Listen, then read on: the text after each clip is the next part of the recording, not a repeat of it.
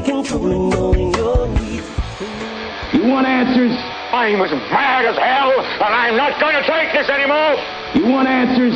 You have offended my family. I think I'm entitled. You want answers? I want the truth. And you have offended the Shaolin Temple. You can't handle the truth. Surely you can't be serious. I am serious. And don't call me Shirley.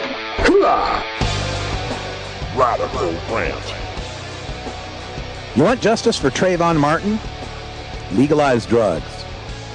I attended the 710 Cup in Denver this last weekend, and on Friday, the event got severely rained out. A major deluge of a summer storm came through Denver, and I left the Cup a little bit early and went back to the hotel room. I got to the hotel room, and the key card that I had wasn't working, so I was forced to have to wait for some of my friends to get back to open the hotel room. So I decided to go take a seat at the hotel bar there in Denver. On one TV, there's professional lacrosse, and on the other TV is some chef show barking about something, competing for boring me to death. I'm nursing a beer at the very, very end of the bar, just waiting for my friend. And there's just one empty seat at the bar, and it's right next to me. And before long, an African-American woman, about my age, comes and sits at the chair. Pays no mind to me whatsoever. She's drinking some Chardonnay, and she's engrossed in her cell phone, in Facebook, text messages, and so forth. And it's at that moment that I hear her say, "Oh my fucking God," under her breath. George Zimmerman, the man who had shot and killed 17-year-old Trayvon Martin in Florida, had just been acquitted of second-degree murder and manslaughter by a 6-woman jury. I had just found out on Twitter myself just minutes earlier. "He fucking got away with it," she continued, her voice rising and starting to attract the attention of the older married couple on her other side. "They found him not guilty. He was a baby. A baby." Another person further down the bar heard the whole not guilty part and said, "What, the Aurora shooter?" And, of course, they're talking about James Holmes, the maniac who shot up the theater in Colorado, who's now on trial. Understandable. It's a Colorado bar. They're going to think any trial might be about the shooter. So I explained to the person down the bar, "No, George Zimmerman," I told him, "was just found not guilty of murder in the killing of Trayvon Martin in Florida." And it was really strange because at that moment, I felt the room, or at least the people who were near this woman who was now crying, I felt them kind of turn a bit. It's a weird thing to explain. I grew up in bars all my life. I played music in bars. My dad was a musician in bars. I know bar crowds. And at that moment, the room changed. It felt like the empathy for her, for some woman who was crying at the bar, suddenly became indifference. It was almost as if all the white drinkers flipped on it's a black thing in their heads and just tuned her out. Or to be fair, maybe it's just, it's a drunk crying woman. That could be it too. But either way, when they heard killing of Trayvon Martin, they registered no more interest in it than if she were crying over the cancellation of a soap opera. Well, I asked her name. Her name was Chris, and I started talking to her. Actually, mostly just listening to her. The emotion that she feels as she's talking to me is just palpable. I mean, she's shaking, she's crying. And I really don't know what else to say, but just to lead her with, simple interview questions, "Yes, I understand. Why do you feel that way?" Those kind of things. And then she stops as she's talking to me and looks right up at me and she says, "Why do you care?" Where "you" clearly means middle-aged white guy wearing a Boise State cap. Now, I was a little shocked to be asked because, well, white guys like me, on the rare interest when our race is the topic, get a little confused. It's not usually something we have to deal with. And truly, I wasn't shocked at the verdict because it's Florida. Nothing shocks me from Florida. And I was certainly outraged about yet another situation where a young black kid gets screwed over by the justice system. But I wasn't feeling it, I wasn't feeling it in my core like Chris was at that moment, fighting back her tears. So I tried to explain to her, I don't remember exactly what I said. It's something along the line of, I try to care about all people. As a white guy born and raised in Idaho, it's taken some education, I'll admit. I mean, I don't think I even met a black person face to face until I was 11 years old. Now that shocked her. That shocked her. She kind of did a step back on that one, but it's true. I mean, I've seen black people on TV, of course, but face to face, I think I was 11 years old. And so I kept talking to her, about this. She's asking, why do I care? And I had to explain, look, I work in drug law reform. Every day I cover stories that consistently feature young black men getting screwed over by the system. My friends are some of the best defense attorneys in the country, and I've heard them tell me the horror stories where everybody in the courtroom, except the person on trial, is white. And I've heard their stories, but only recently has the NAACP and other black leadership organizations recognized how much of the systematic oppression of young black men is fostered by the war on drugs. So I, kept talking to her about how there was this parallel, and I think I caught her by surprise. I explained to her how, 1 out of 57 white kids in America has a parent in prison, but 1 out of 9 black kids has a parent in prison. That's something seriously wrong with our system. And, I'm not shocked by Florida. Like I said, I'm not shocked by the verdict. And I explained to her how in Florida, their felony laws, and again, 3/4 of an ounce of marijuana is a felony in Florida. And if you get a felony in Florida, you lose your right to vote for life. And that's when I looked Chris in the eye and I said, did you know 23% of voting age black people in Florida can't vote because of their felony laws? Would they have passed a stand your ground law if more black folks could have voted? Would we have had a President George W. Bush if the black people in Florida could have voted?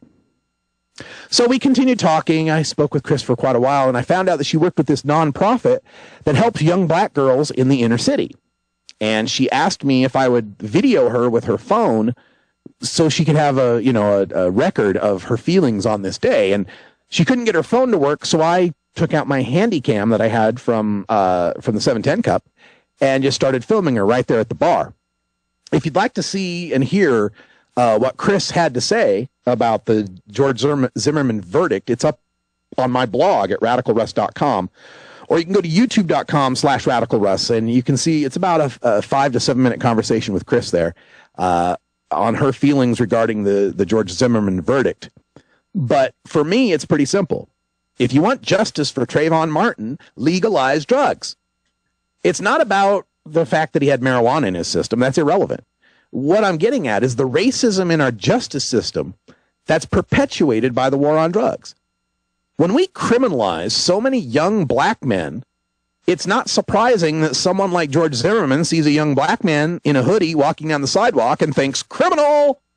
Now, I'm not justifying. That's not to justify the way Zimmerman was thinking that night, the actions he took that night. It's just to point out that George Zimmerman's not that different from the way our police, our courts, our juries, and our society already perceive young black men. George Zimmerman's a symptom of this problem. Now, legalizing drugs is not going to miraculously cure racism. Let's not be hyperbolic on this. It will, however, dismantle one of racism's primary engines. So much of the cycle of poverty and incarceration, welfare dependency, single mother households, high unemployment, gangs, violence, so much of that plagues the black community owes its continuation to the war on drugs.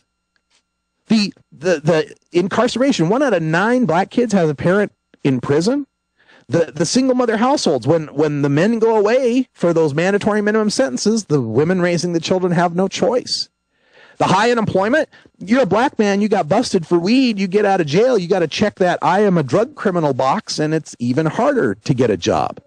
And of course, gangs and violence are what run the marijuana and the drug industry in this country. Look, I could go on for days and days about this, but just do yourself a favor. Go buy Michelle Alexander's book, The New Jim Crow. It'll explain it to you better than I ever could.